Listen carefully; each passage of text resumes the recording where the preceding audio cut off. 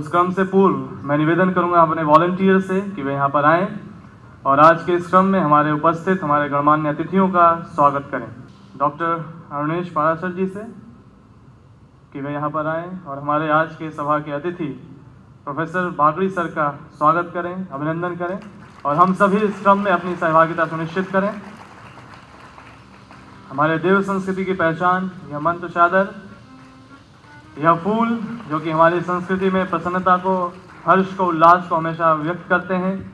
मैं निवेदन करूंगा डॉक्टर उमाकांत जी से कि वे आज यहाँ पर हमारे गणमान्य अतिथि स्वामी शंकरा जी का स्वागत करें। मंत्र चादर के माध्यम से हम सभी अपनी करतल ध्वनि से इसमें अपनी सहभागिता सुनिश्चित करें। साथ ही यह फूल, these flowers are the symbol of our happiness, joy to get you here। Doctor Dahiya sir का भी स्वागत है, अभिनंदन है। I would like to request Dr. Umakant sir to kindly welcome Dr. S.D. Sharma sir, our Vice Chancellor sir। हमारे प्रतिकुलपति doctor चिन्मय पांड्या जी का स्वागत करें। हमारे ही अपने, हमारे ही अग्रज निवेदन डॉक्टर उमाकांत जी से कि वे हमारे रजिस्ट्रार सरकार संदीप कुमार सर का स्वागत करें, अभिनंदन करें हम सभी की ओर से और हम सभी करतल ध्वनि के माध्यम से इस क्रम में अपनी सहभागिता सुनिश्चित करें। I would like to start with recitation of the Gayatri Mantra. Gayatri, who is the center of the Vedic philosophy, the divine power that guides us to the righteous path, and the motherly power that also protects us at the same time. She could be reached with this piece of Vedic mantra. So those of you, I am sure that most of you are able to sing the Gayatri mantra. Please sing it with me. Om Bhurbhuvah Swaha Tatsaviturvarenyam Bhargo Devasya Dhimahi Dhiyo Yo Nah Prachodayat। In the subtle presence of Param Pujya Gurudev and Paramandaniya Mataji, I would like to start by greeting those seated on the dais, chief guest of the event and also the host of the event, Bagdi Sahab, who is the Vice Chancellor of Himgiri University and also a dear member to our family, Dr. S.D. Sharma ji, Vice Chancellor of this university, Sandeep Kumar ji, Registrar of this university, Acharya Shankar ji, who is from Brazil, but a very close member to our parivar, our family, and a very learned man, and Dahiya ji, who is also a great part of this organization. All the delegates who are here from India and of course from abroad. The Vedic culture has got this wonderful ability to provide most supreme understandings in simplest of the manners.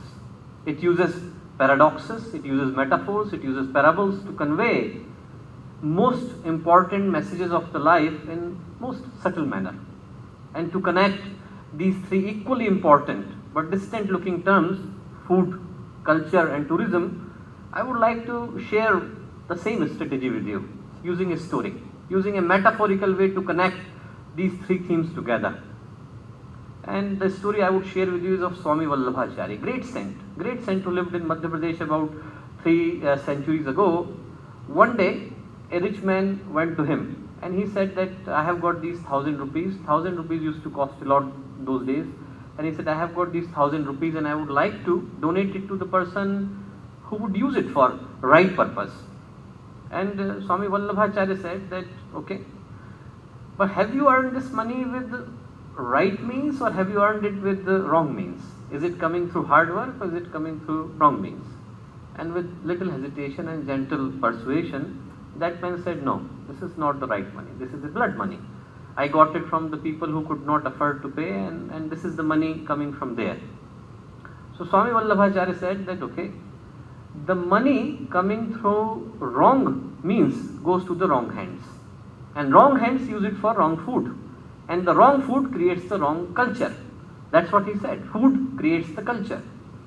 And that man was not convinced. He said, how can food be connected to culture? These two are different things. He said, why don't you go and spend the money and give it to the person that you think who is most deserving to get it, and then we will talk in the evening. So that man searched for the right person, and he got one beggar, who was asking for money on the corner, and he gave it to that person. He thought that he would use it for the right person. It looks needy, he looks the person who really needs the money, and he returned to Swami Vallabhacharya with full satisfaction that he has done the right job. Swami Vallabhacharya said, okay, now I have got these 2 paisas, and these 2 paisas, they come to me from a poor laborer, a person who walks round the clock, and he earns 4 paisa in a day, and then he gives 2 paisa to me and keeps 2 paisa for himself. He gives 2 to me so that I can use it for charitable purposes, and keeps 2 to himself so that he can sustain his family. Now we will go and see both the families. So they went to this person who got the 1,000 rupees from this rich man, and there was a scene of hell in his house, scene of havoc. He came home drunk, he was beating his wife, the children were crying. There was a scene, absolute disaster in his house, in his family. Then they went to the second house, this person who was giving the 2 paisa for charitable purposes. And when they saw his house, there was a sign of tranquility. He was sleeping peacefully, wife was next to him, children reading his books. And Swami Vallabhacharya said that the money came through wrong means creates the wrong sanskar. And the wrong sanskar that is coming with the food gives rise to the wrong sanskriti. That is what we have always believed, that food creates the sanskar and sanskar creates the culture. That culture cannot be think about the food and the associated sanskars with it. And that is what I am going to request in this conference, that we should not only be talking about the food, cuisine, the ingredients of the food, but we should also talk about the sanskar and sanskriti that comes with this food. And for us, the culture, the English version of Sanskriti, has always been something very valuable, something really precious, something really deep, something really unique. In Hindi, in Sanskrit, the word for culture is Sanskriti. And Sanskriti word comes from Sanskar, and Sanskar means refinement. So the person who had the refined personality, we called him Susanskrit. We called him that he is coming with a holistic background, he has got the comprehensive personality. And for us, culture, Sanskriti meant that aspect that covered every single aspect of human personality.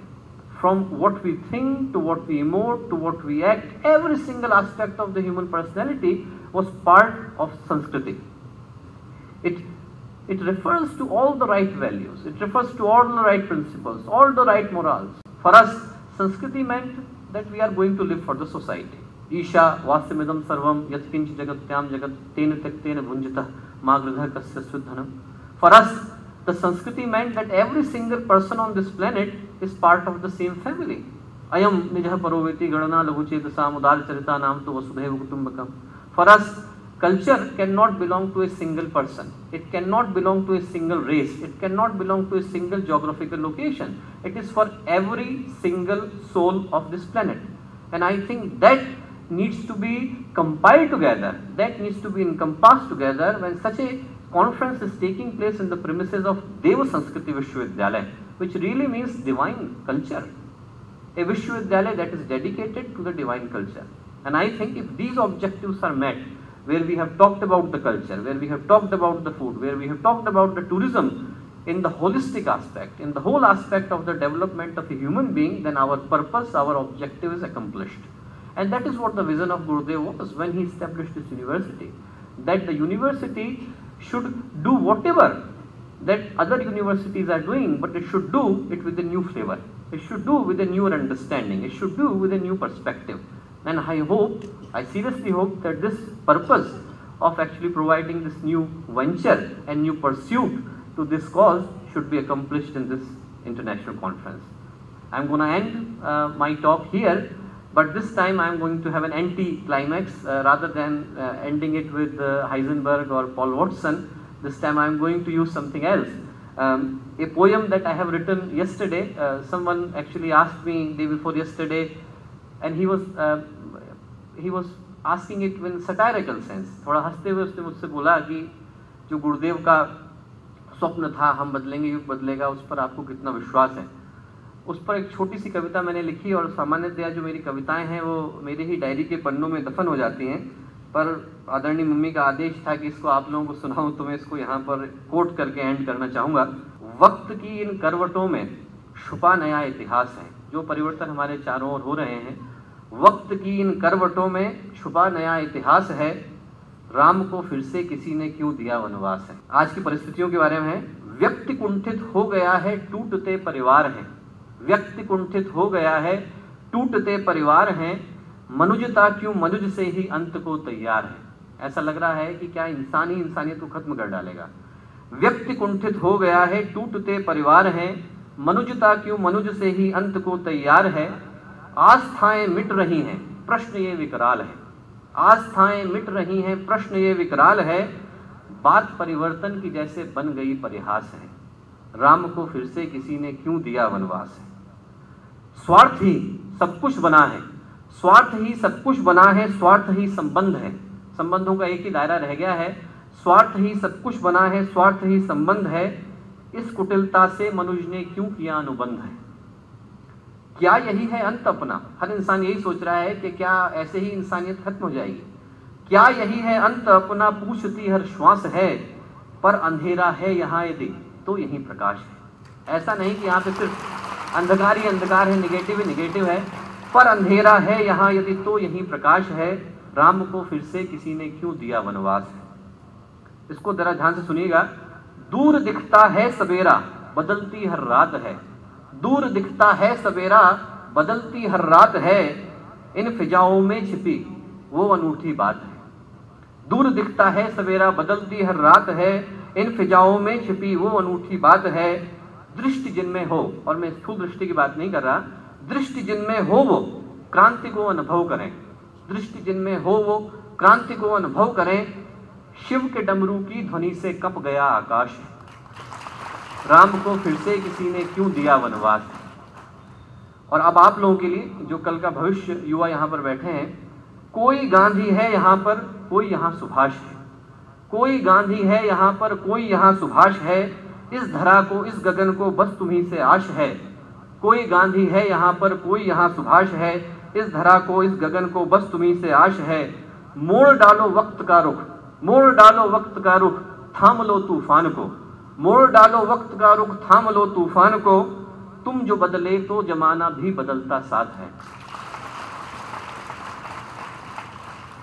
अब कुछ पंक्तियां उनके लिए जो वहां पर बैठे हैं, हम लोगों का मार्गदर्शन कर रहे हैं। धनुष उनका तन चुका है, धनुष उनका तन चुका है, नाम भी श्री राम है। धनुष उनका तन चुका है, नाम भी श्री राम है।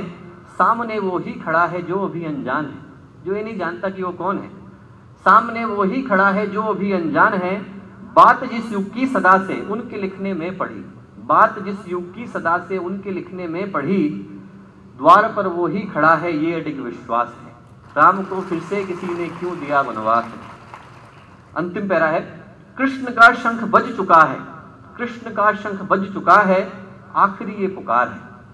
कृष्ण का शंख बज चुका है, आखिरी ये पुकार है। अब न बदलेंगे जो उनका तय लिखा संहार है। अंतिम पुकार है, उसके बाद तो महाभारत तय है। अब न बदलेंगे जो उनका तय लिखा संहार है समय अभी जुड़ पाए हम क्रांति के अभियान से।